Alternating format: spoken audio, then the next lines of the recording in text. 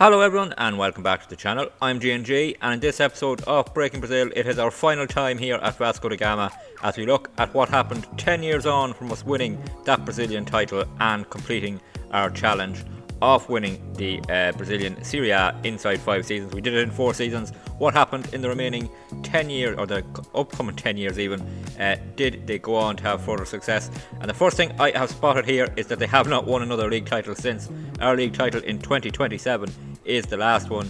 They haven't won a title since then.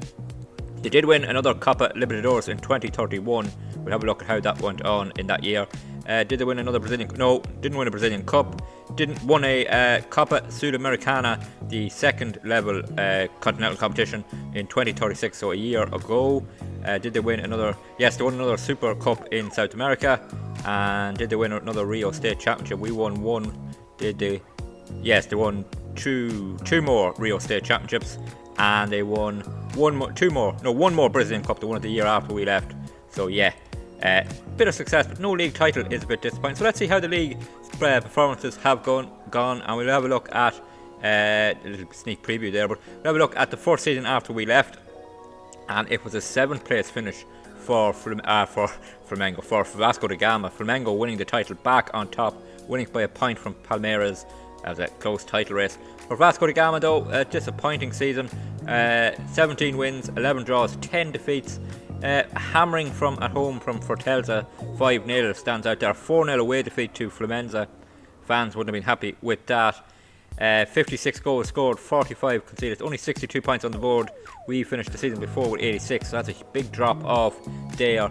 And yeah, not brilliant. The next season, was it a bounce back? Kind of, to finish 6th. Atletico Paranaense winning the title. Flamengo dropping down to 8th. Vasco da Gama in 6th position, and 9 defeats that season.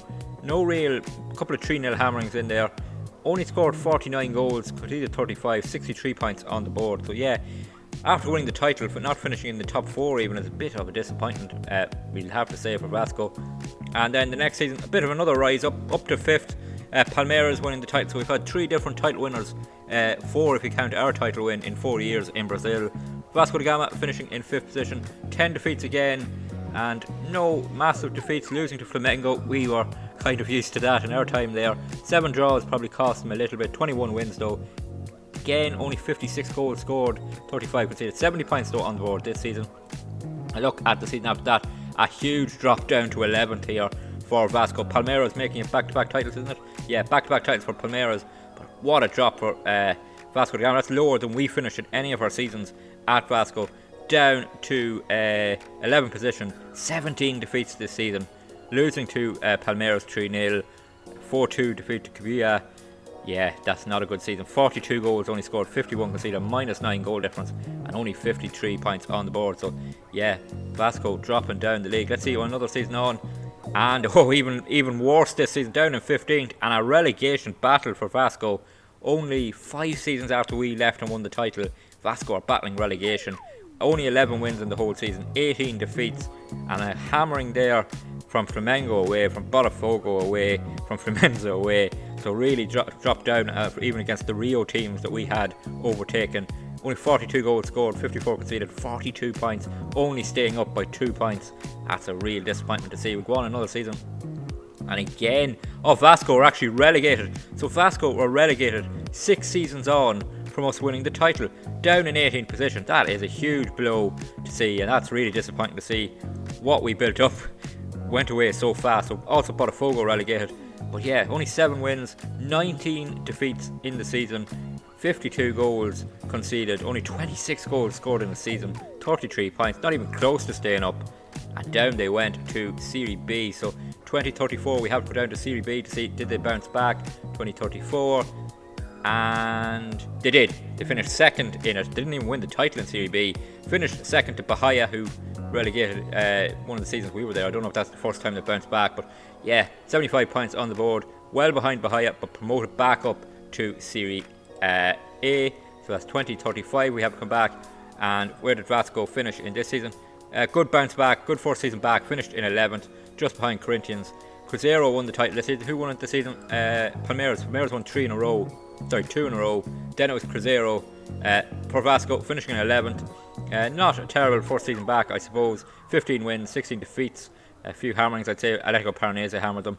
43 goals scored, 45 conceded, -2 goal difference, and 52 points. Then on to another season. Vasco up in 8th position, so a bit of a bounce back here. Flamengo winning the title, back on top they are. But for for Vasco, back in the top 8, that would have been qualifying for European competition. As we've seen, they won the Sudamericano, so this must be the season back they won it. 16 wins, 13 defeats, 50 goals scored. So the first time in a while they've scored more than they conceded. +2 goal difference, 57 points on board. And then the final season they finished down in 15th, and again just about staying up on goal difference. So they would have stayed up on the final day of the season. Really is a real drop off from where we had them, winning Copa Libertadores, winning cups, winning the title. They've been relegated, they're nearly relegated again, only staying up on goal difference. No, it's not even goal difference, it must be head to head, because the 3 teams level. It must be head to head because they have the worst goal difference there of any of those teams. So I'm guessing it's head to head that kept them up there, but it's 40 points with 2 other teams just staying up in 15th. Yeah, so 10 years on, what has happened? They've dropped down the league, they've been relegated, they've come back, they've nearly been relegated again, so things have dropped off. Let's see, can we look at their schedule just to see how they got on. I want to see the season they won the Copa Libertadores, who they bet in the final. They bet Flamengo in the final, something we did. Rayan, the youngster we brought through, Rayan scoring the winner in that cup final. So that's 3 Copa Libertadores finals that Vasco da Gama beat Flamengo in. We were in one of them.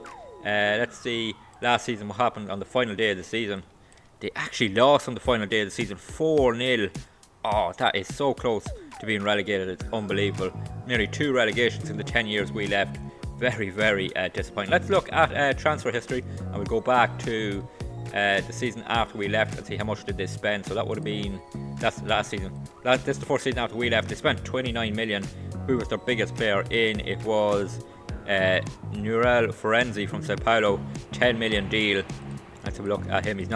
Can't even look at him, he's retired now, so that says a lot. 15 million out. Alejandro was sold on a free. Adson was sold for 6 million. Leo, the club captain, 2.6 million, gone. João Victor, gone. 2.6 million. GB, gone on loan to Santos.